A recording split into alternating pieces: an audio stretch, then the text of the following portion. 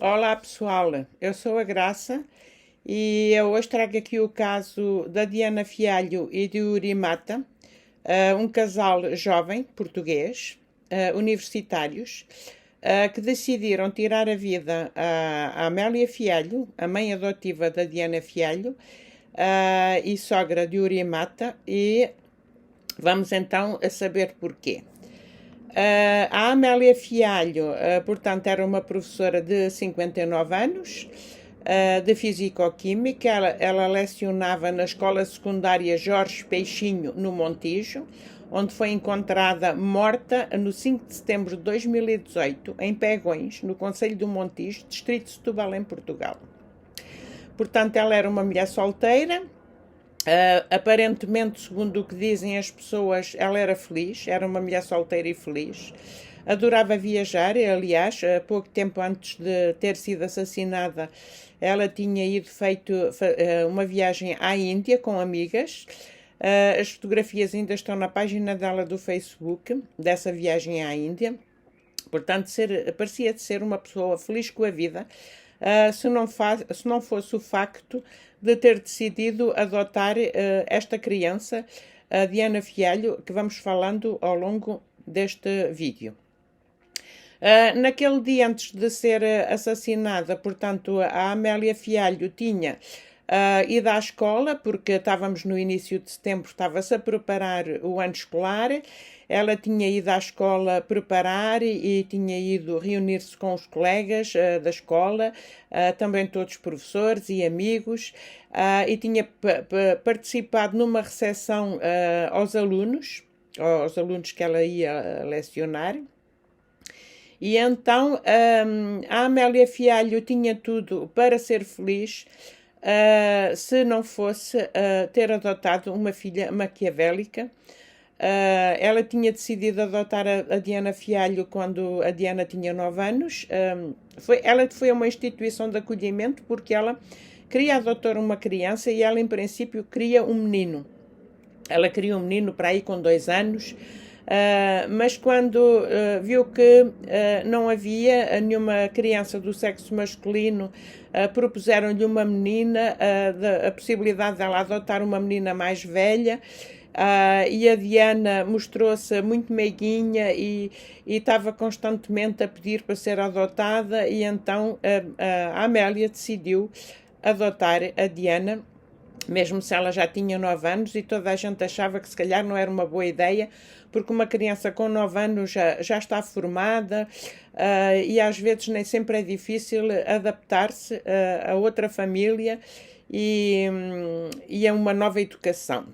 A Amélia, por seu lado, viu ali uma abertura à vida dela, um compromisso, a poder dar o amor a uma criança, e também o que ela disse às amigas, queria ter uma filha ou um filho, também para a quem deixar os bens, porque ela era uma filha única, filha de pais que tinham bastantes possibilidades. Os pais dela tinham bens e só a tinham ela como filha, e ela não se estava a ver não deixar os bens a pessoas que não fosse a um filho ou a alguém que necessitasse, e sobretudo a ideia dela também era poder dar amor, esse amor que ela nunca pôde, ter filhos, dar amor a um filho e a poder realizar então o sonho dela de formar uma família,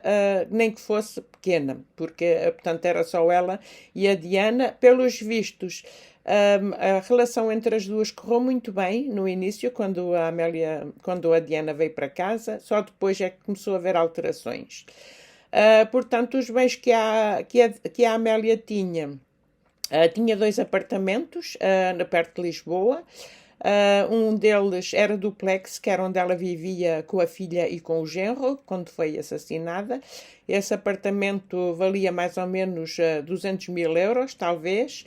E tinha um que tinha herdado dos pais, mais modesto, também na mesma cidade, no Montijo, que valia à volta de 80 mil euros. Ela tinha lá uma inquilina dentro, portanto tinha arrendado este apartamento por 350 euros por mês. e depois tinha uma conta bancária bem recheada, porque como ela nunca foi esbanjadora, economizava sempre dinheiro do salário dela, tinha também herdado dinheiro dos pais e tinha reforçado a conta há bem pouco tempo com uma propriedade que ela tinha herdado dos pais e que tinha vendido, portanto esse dinheiro tinha ido também para a conta, e o problema é que a Diana estava ao corrente disso tudo, mas, bom, ela fazia confiança na filha. Em princípio, quando a gente tem filhos, faz confiança neles. Como estava a dizer no início, a relação entre ela e a Diana correu perfeitamente, lindamente entre as duas, mas já fazia 2 ou 3 anos que a Amélia chegava ao trabalho triste, e por vezes com nódoas negras no corpo, e então às vezes as amigas davam por isso e perguntavam-lhe, e ela dizia que estava a ter uma relação problemática com a filha e que até já tinha sido agredida fisicamente pela filha, de maneira que em 2014 ela tinha apresentado queixa na GNR do Montijo contra a filha, depois retirou a queixa porque a filha quis voltar para casa toda meiguinha, e pediu desculpa à mãe, e mãe é mãe, e ela acabou por desculpar a filha e aceitou o companheiro da Diana, o Yuri Mata, com quem a Diana namorava, aceitou-o também lá em casa. Eles vieram os dois e nesse mesmo ano que voltaram para casa casaram. Essas fotografias do casamento também estão na página da mãe no Facebook, porque a Diana já as tirou todas. Também tem a página do Facebook ativa, mas já as tirou todas, mesmo se ela está presa aí desde 2018 que não tem ido à página do Facebook. Eu fui lá consultar e, portanto, as últimas publicações que ela tem foi as do desaparecimento da mãe. Depois foi presa e não sei se ela tem acesso à página dela do Facebook. Em todo o caso, não há mais publicações. Portanto, agora vamos ao assassinato da Amélia Fialho, no dia 4 de setembro de 2018. Diana Fialho escreveu nas redes sociais, essa mensagem ainda lá está na página do Facebook dela, e ela escreveu o seguinte com 2 fotografias da mãe. Infelizmente venho informar-vos que a minha mãe desapareceu. Foi vista pela última vez no dia 1/9, pelas 21h22, na hora de jantares. Avisou que iria sair e desde então que não a temos notícias dela. O telemóvel encontra-se desligado e não há meio de contacto. Agradecemos que quem tenha notícias nos informe imediatamente a nós ou à polícia, pois já foi feito um relatório de desaparecimento formal na PSP. Esta mensagem dela, é lógico que gerou uma onda de comentários de pessoas que estavam nas amizades da página dela do Facebook, e as pessoas começaram a ficar preocupadas, e então a responder a uma das pessoas que lhe perguntou qualquer coisa, ela disse: a última vez que a vimos foi no dia 1 de setembro em casa, entre as 21 e as 22 horas, à hora do jantar antes de sair. Nós também estávamos a preparar para sair quando demos conta de que a porta da rua tinha batido e que ela já havia saído. A Maria Sousa, que é uma amiga da mãe, da Amélia Fialho, também professora na escola, ambas professoras, foi das primeiras a saber do desaparecimento da Amélia, porque a Diana telefonou-lhe para saber se ela tinha visto a mãe. E então, muito preocupada, foi com a Diana à PSP, no dia 1 de setembro de 2018, por volta das 21 horas, para apresentar, para participar o desaparecimento e o desaparecimento da Amélia, não é? E nessa altura ela conta que achou estranho, a Diana veio acompanhada do marido, o Yuri, e diz que achou estranho porque achou que eles não estavam nada tristes pelo desaparecimento da mãe, e até ficou incomodada com uma pergunta que o Yuri lhe fez, porque o Yuri perguntou-lhe: professora, se a Amélia estiver mesmo desaparecida, como é que chegamos às coisas dela? Portanto, a amiga da Amélia viu logo que havia ali interesse nos bens da Amélia, e isso fez logo as pessoas duvidarem, não é? E então, a Diana Fialho, quem é a Diana Fialho? Porque é que a Amélia adotou? A Diana Fialho foi abandonada pela mãe biológica, pela Ângela Rodrigues, acho que tinha meses quando a mãe abandonou. Abandonou a ela e uma outra filha com 15 anos, porque, segundo ela, o marido não a queria. Eu ainda hoje não percebo estas mulheres que trocam os filhos pelos maridos, mas não estou aqui para julgar ninguém, mas acho isto muito triste. E então o pai da Diana estava emigrado na Alemanha, também não se ocupou da menina. A menina então é deixada aos cuidados dessa irmã de 15 anos que a mãe abandonou as duas, pelos vistos.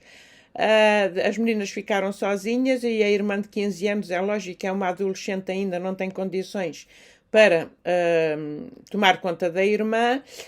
Pede ajuda à irmã mais velha da Diana, que a Diana tem uma irmã mais velha, 20 anos mais velha, da parte do pai, que chama-se Susana Lima. E então a irmã mais velha vem buscar a Diana para a casa dela. A Susana já tem uma filha também, é mais velha 20 anos que a Diana, portanto podia ser mãe dela, mas não é, neste caso é a irmã. E, pelos vistos, também a irmã mais velha bate na Diana, portanto a Diana já desde pequena cresceu numa família completamente destruturada. A irmã diz que ao princípio a menina era calma e carinhosa e que depois começou a mudar o comportamento, começou-se a tornar rebelde e era difícil, e que a Diana, que estava traumatizada pelo abandono da mãe, a Diana estava traumatizada por tudo, pelo abandono da mãe, pelos maus tratos da irmã, e tornou-se uma revoltada, mutilava-se por vezes. Quem deu por isso foi na escola, quando a Diana foi para a escola, houve uma professora e um agente da GNR, que mais tarde foi testemunhar a tribunal, apresentaram queixa contra a irmã mais velha da Diana, porque notaram que a menina era vítima de violência doméstica em casa. Nesta altura, a irmã mais velha foi a julgamento, a tribunal. Devia ter apanhado 5 anos de prisão, mas não sabe o que é que se passou ali. Acabou por apanhar só 2 anos de pena suspensa. De maneira que nesta altura a Diana Fialho é colocada um bocado à esquerda e à direita. Em casa de familiares ninguém a trata bem, a menina foi sempre maltratada. E até que as assistentes sociais decidem internar a Diana, colocar a Diana numa instituição pública de crianças abandonadas. Portanto, a Diana entrou para uma instituição pública de proteção de menores e, quando tinha 9 anos, foi então adaptada pela Amélia Fialho. Pelo que se sabe, a Amélia fez tudo para dar um futuro a esta filha. Os estudos, não lhe faltou com carinho, pelo que se sabe. Um bom ambiente familiar, e tudo corria bem até a Diana conhecer o Yuri. Toda a gente está de acordo, mas isto não se conseguiu provar depois em tribunal, que mãe e filha davam-se bem até à chegada do Urimata. Ora, quem é este Urimata? Este Urimata que depois casou com a Diana, que a mãe não aceitava este relacionamento porque viu qualquer coisa ali que não batia certo, e daí haver discussões entre mãe e filha, porque o Iria era depressivo, um depressivo intenso, tinha tido problemas em casa, também tinha problemas familiares. O pai também era depressivo, seguia um tratamento também psiquiátrico. O filho também começou a seguir um tratamento psiquiátrico. E o pai acho que dava mau ambiente em casa porque tinha manifestações psicóticas, que é um tipo de depressão mesmo grave, o que acabou por se manifestar no filho. Portanto, o Uri também sofria de depressões graves. De outra forma, há quem o descreveu entre a mãe e amigos. Dizem que ele era uma pessoa sociável, simpático, ainda é vivo, não estou a falar no passado, porque ele agora está preso, portanto estamos a falar da altura dos acontecimentos. E a mãe descreve o filho como muito sociável e diz que era o seu braço direito e que a ajudava quando fosse preciso, e que também contribuía com algum dinheiro porque o Yuri era trabalhador estudante e também ajudava a mãe, e quando havia briga em casa, porque pelos vistos o ambiente não era nada bom, o Yuri defendia sempre a mãe. Então, vamos passar ao assassinato, não é? No dia 1 de setembro de 2018, a Diana Fialho e o marido Uri jantaram com a Amélia, portanto, mãe adotiva da Diana Fialho, sogra de Uri Mata. Viviam todos juntos, os três, na mesma casa. Eles sentaram-se para jantar. Normalmente o jantar de família é daqueles jantares que normalmente são harmoniosos, não é? Pelos vistos começou bem, harmoniosamente, mas terminou de maneira escabrosa e com requintes a barbarrie, pobre da Amélia. E então a senhora foi drogada com medicamentos durante o jantar. Na bebida dela meteram qualquer coisa para lhe dar o sono. Ela não sabia, não é? Ela começou a esbocejar e já estava a cair de sono. Foi-se deitar, parece que já meio a cambalear. Levou a cadelinha com ela, porque era uma apaixonada por animais. A Amélia tinha muitos animais em casa. Aliás, depois foi a polícia judiciária que teve que levar os animais para um refúgio. Uma cadelinha que se chamava Princesse, uma cadelinha lindíssima, gatos, periquitos. Portanto, era uma família verdadeiramente harmoniosa e tradicional portuguesa, ligada à família e aos animais domésticos. De maneira que a Amélia foi-se deitar porque não estava a sentir capaz de estar mais tempo à mesa. Levou a cadelinha com ela. A cadelinha dormia sempre num tapete ali à beira da cama dela. Foram ambas para a cama e o casal maquiavélico esperou que ela estivesse ferrada a dormir para começarem esta cena, que até custa a relatar. É uma cena tão drástica, até custa a relatar. Portanto, eles pegaram no martelo e a Diana disse ao Yuri para ele começarem a dar marteladas na cabeça da mãe. Ele deu a primeira e a segunda martelada e depois disse que não conseguia mais e voltou para a casa de banho e disse que não conseguia mais. A mãe já estava a escorrer sangue por todo lado e a Diana tirou-lhe o martelo das mãos e foi lá ao quarto e espancou mais a mãe no tórax, na cabeça, até esguinchar sangue pelo teto sobre o olhar da cadelinha da Princesa.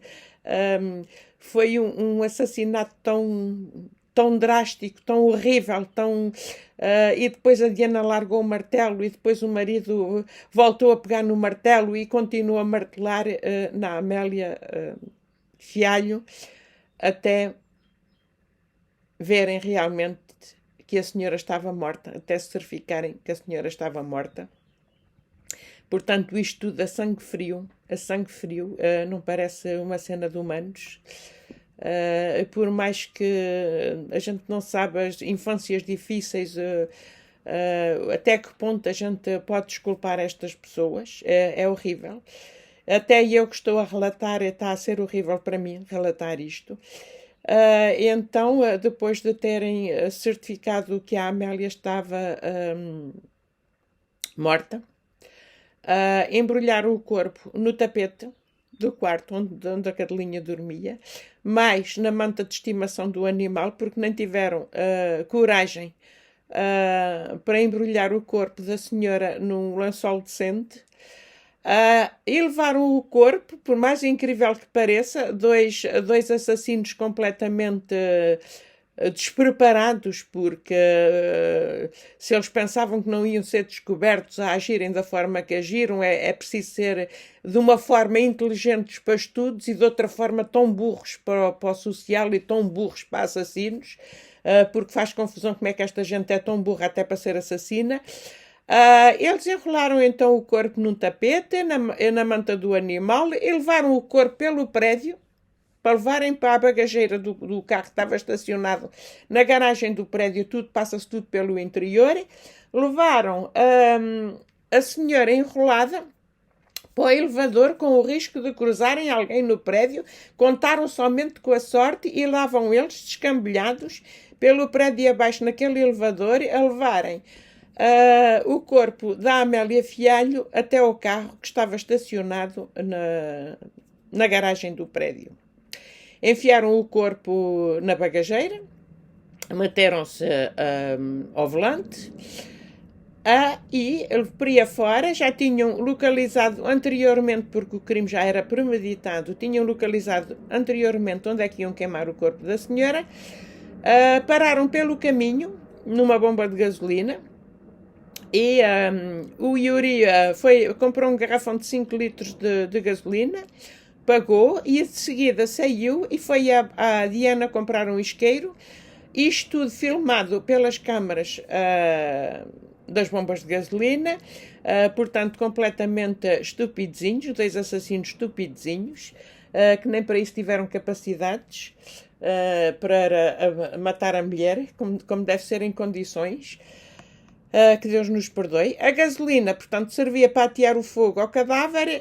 Pouco tempo depois foram queimar a senhora numa terra agrícola em Pegões, no concelho do Montijo, no quilómetro 38.5 da Estrada Nacional 4. Meteram o corpo a arder, largaram o fogo lá no meio do terreno, meteram a gasolina, deixaram o corpo a arder, meteram-se dentro do carro, foram para a Ponte Vasco da Gama. A Ponte Vasco da Gama é uma ponte que tem 12 quilómetros por cima do Tejo, em Lisboa. E do cimo da Ponte do Vasco da Gama atiraram os óculos, a carteira da senhora, já sem documentos, e o martelo que usaram para matar a Amélia, atiraram tudo para o Rio Tejo. E regressaram os dois a casa, o casalinho feliz da vida, porque os senhores herdeiros já estavam despachados do empecilho que as impedia de poderem mexer no dinheiro da senhora. Regressaram a casa todos contentes, livres, para poderem fazer aquilo que queriam aos bens da Amélia. De maneira que o corpo da Amélia foi encontrado 4 dias depois pelo proprietário do terreno, onde o cadáver tinha sido queimado. O proprietário do terreno recebeu um telefonema da GNR a perguntar-lhe se ele tinha feito uma queimada no terreno dele. O senhor disse não fiz queimada nenhuma. E os bombeiros dizem, é que a gente fomos lá apagar um fogo. Portanto, eles tinham lá ido apagar um fogo durante a noite, apagaram o fogo, porque alguém os chamou que aquele terreno estava a arder. Foram lá apagar o fogo e os bombeiros não deram por isso que havia lá um corpo a arder. Foram lá, apagaram e voltaram para trás, não viram que havia um corpo. De maneira que, quando eles telefonaram para o dono do terreno e que disseram que tinham lá ido apagar o fogo, o dono do terreno achou estranho o terreno dele arder, porque ele tinha lavrado aquele terreno há pouco tempo, não era matagal, não estava semeado, não estava nada, e ele disse assim para si próprio, então, mas como é que o meu terreno ardeu se não havia lá nada para queimar? Então ele meteu-se dentro do carro e foi ao terreno dele a ver o que é que se passava, porque é que o terreno tinha ardido. E ele diz que viu uma coisa cheia de moscas. Quando se começou a aproximar, ele viu uma coisa cheia de moscas, mas não conseguia diferenciar bem o que era. Ele pegou num pau e começou a mexer aquilo e deparou-se e viu que era um corpo humano. Restos de um corpo humano. Nesta altura ficou em estado de pânico, lógico, e telefonou para a GNR, e a GNR veio de imediato, não é? Nesta altura que isto está a acontecer, a Diana e o marido vão à casa da inquilina da Amélia Fialho, do apartamento que ela tinha arrendado, fazer pressão sobre a senhora porque queriam receber a renda.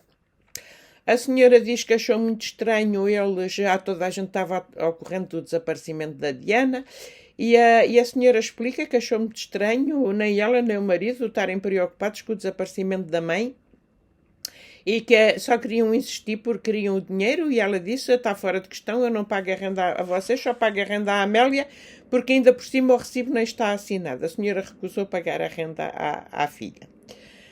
Nesta altura, a Fátima Mira, que é uma inspetora da Polícia Judiciária de Setúbal, estava de prevenção nos homicídios, e quando foi chamada para ir ver o que é que se passava, porque tinha aparecido um cadáver carbonizado.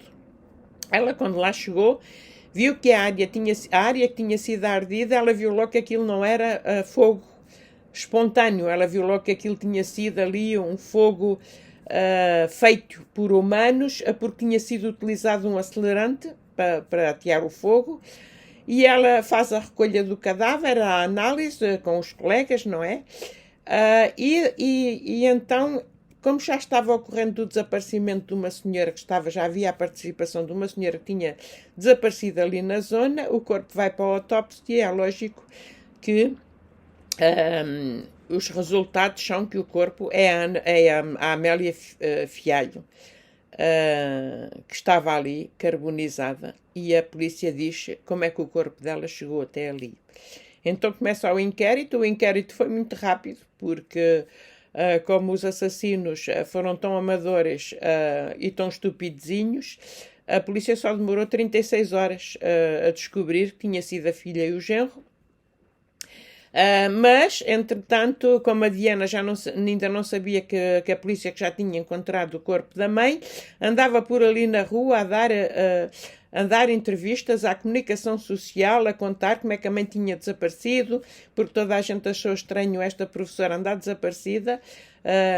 Não era nada com ela ter abandonado tudo e ter sido embora sem telefone, sem documentos, sem carro, sem nada, e a filha toda contente ali na rua a dar entrevistas, sobretudo à CIMTV, que é o canal que transmite mais este género de coisas em Portugal, a lá dizer à CIMTV. Já a polícia sabia que calculava já mais ou menos que tinha sido ela que tinha matado a mãe, né? Porque já estavam a ver ali aquilo muito estranho. Ela estava a dizer à CIMTV: vimos a chave do carro em cima da mesinha. A nossa preocupação foi no domingo, no almoço, porque às 9 da manhã ela vai sempre à missa e não voltou. Estava-se esta entrevista a passar e já estava, assim que ela acabou a entrevista, já tinha a inspetora com os colegas a bater-lhe à porta. Ela mal teve tempo de acabar a entrevista e ir para casa. Já tinha a polícia judiciária à porta e assim que a polícia judiciária entrou na casa da Amélia Fialho, era a olho nu.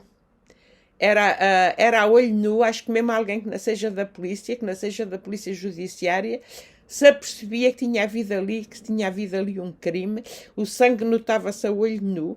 Eles deram logo por isso, a polícia deu logo por isso quando entrou o cheiro a lexívia, um cheiro intenso a lexívia, portanto, eles andavam a fazer a limpeza à casa para ver se conseguiam apagar os vestígios, um cheiro predominante a lexívia. A roupa na varanda que estava estendida ainda estava molhada, portanto eles tinham acabado de lavar a roupa há pouco tempo para tirarem também os vestígios do sangue. Havia os sapatos do Uri que estavam também, via-se o sangue ainda a olho nu, nos sapatos e numa t-shirt. E eles tinham metido incenso pela casa toda, havia um cheiro intenso a incenso. E então, nesta altura, é lógico que a polícia recolhe equipamentos informáticos, telemóveis, encontra também sangue na bagageira do carro, foram à garagem do carro da família, encontraram logo sangue na bagageira, ainda não tinha sido limpo o carro. Os documentos identificativos da Amélia estavam enrolados em papel higiênico e tinham sido colocados na sanita. O sangue era verdadeiramente perceptível a olho nu, que mais tarde se viria a confirmar ser da professora, porque depois fizeram as análises, lógico, né? Estava na roupa, nos sapatos, no teto, no corrimão, na máquina de costura, no porta-bagagens do carro, portanto havia sangue por todo lado. É lógico que o casal foi levado para interrogatório, não é? E quando o casal foi levado para interrogatório, o Yuri descaiu-se logo, não conseguiu, confessou logo o crime muito rapidamente. A polícia aqui não teve que fazer grandes investigações e assim que ele confessou o crime todo, foi ele que explicou tudo à polícia, como é que eles tinham assassinado, como é que eles tinham levado o corpo, onde é que eles tinham queimado o corpo. Ele explicou tudo ao pormenor. E, portanto, ficaram os dois em prisão preventiva, em prisões diferentes, lógico.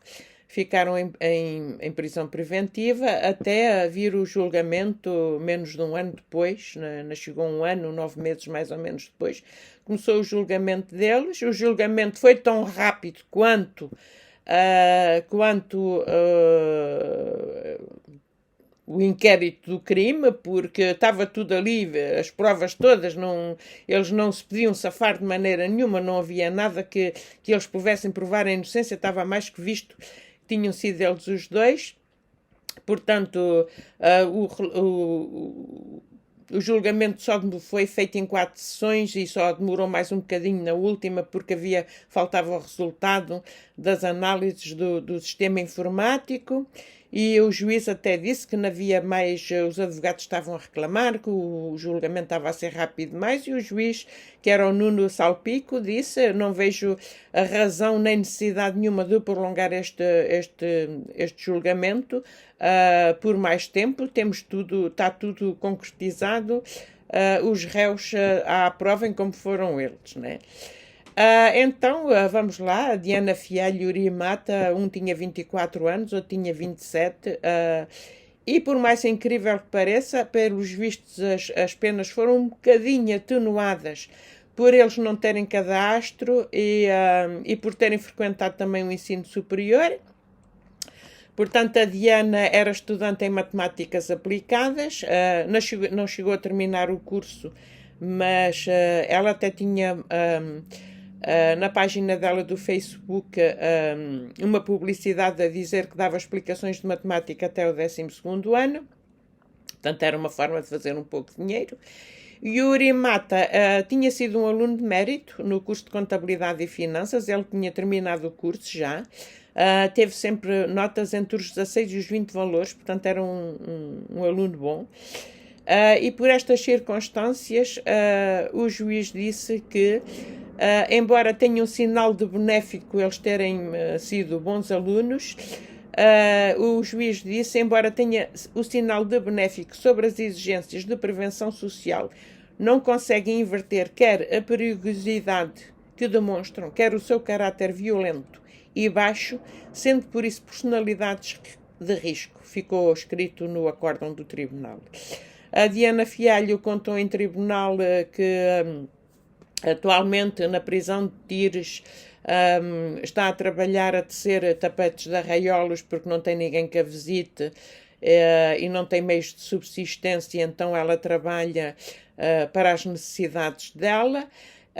Revelou também em tribunal que começou a ser acompanhada psicologicamente entre os 14 e os 18 anos e que tinha ficado muito afetada com a morte da avó materna, portanto também da Amélia Fialho.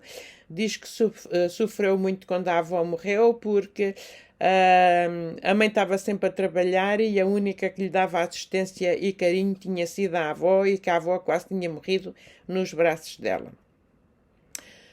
Portanto, a ajuda psicológica que ela recebeu, tanto ela como o marido, na altura, era porque eles sentiam-se depressivos e não conseguiam acabar os estudos. Portanto, tanto de uma família como de outro, eles receberam ajuda psiquiátrica para depois conseguirem acabar os estudos. O juiz descreveu a atuação dos dois arguidos como escabrosa. Agiram sem respeito pela vida da vítima. A maioria dos factos da acusação foram dados como provados. Apenas ficou por provar que a Diana Fialho e a Amélia Fialho discutiam por causa da relação da arguida com o Yuri Mata, portanto isto não foi provado, e que os arguidos terão administrado medicamento indutor de sono que foi encontrado através dos exames toxicológicos no fígado da vítima. Não foi eles que confessaram, foi através das análises que se soube.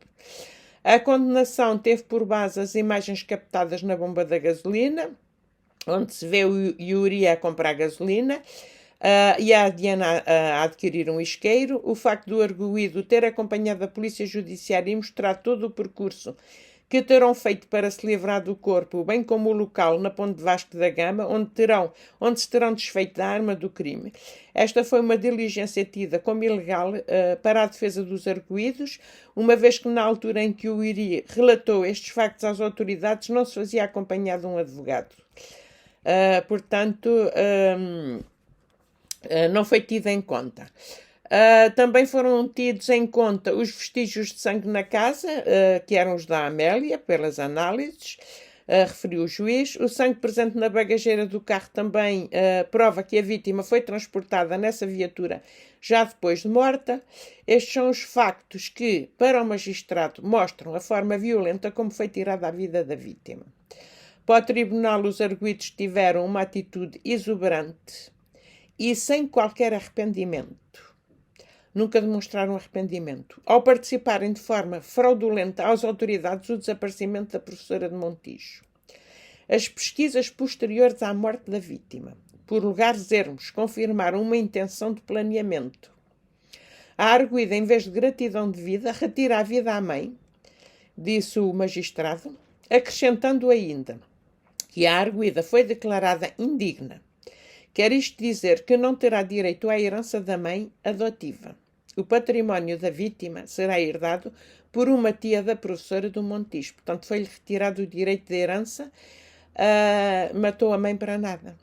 Diana Fialho apanhou 24 anos por homicídio qualificado e por fundação de cadáver, uma pena acrescida em relação ao marido devido à frieza e de respeito mostrando pela mãe adotiva. Como o crime foi cometido em coautoria, Yuri Mata apanhou 23 anos. Um ano mais tarde, depois de estarem presos, depois do julgamento, em 2019, a Diana Fialho e Yuri Mata divorciam. Portanto, ela matou a mãe não só pela herança, porque a mãe não aceitava bem o relacionamento dela com Yuri, mas depois acabou por aceitar o casamento. Eles até viviam lá em casa.